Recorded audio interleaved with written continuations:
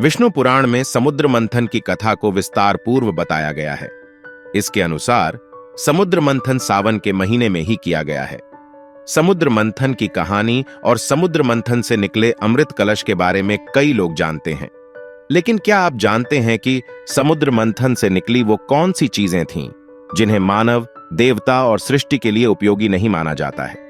समुद्र मंथन की कहानी को लेकर कहा जाता है कि एक बार महर्षि दुर्वासा के श्राप के कारण स्वर्ग श्रीहीन यानी धन, वैभव और ऐश्वर्य से विहीन हो गया था।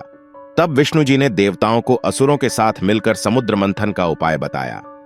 विष्णु जी ने कहा कि समुद्र मंथन से जो अमृत कलश प्राप्त होगा उससे आप सभी अमर हो जाएंगे। इसके बाद वासुकी नाग की नेति बनाई गई और मंदाचल पर्वत की सहायता से समुद्र को मथा गया।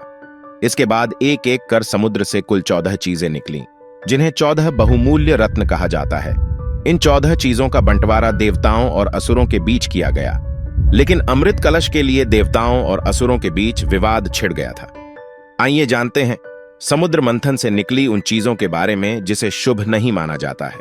समुद्र मंथन से निकले 14 बहुमूल्य रत्नों के नाम हलाहल विष, कामधेनु गाय, उच्चय श्रवा घोड़ा, ऐरावत हाथी, कौस्तुभ मणि, कल्प वृक्ष, अप्सरा रंभा, माता लक्ष्मी, वारुणी, चंद्रमा, पांचजन्य शंख, पारिजात वृक्ष, शारंग धनुष और अमृत कलश।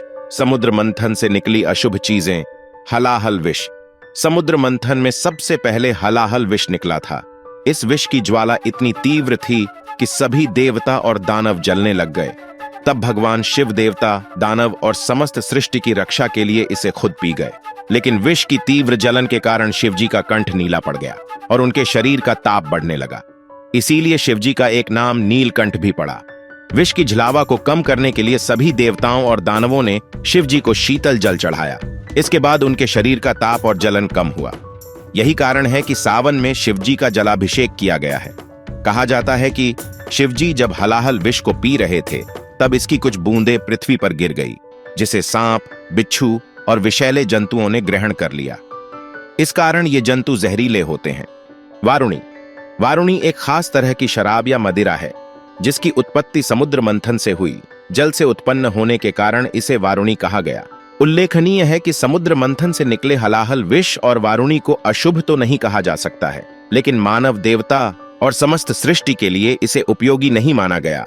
इसलिए सृष्टि की रक्षा के लिए शिवजी ने स्वयं हलाहल विष ग्रहण कर लिया और वारुणी यानी मदिरा दानवों को दे दी गई।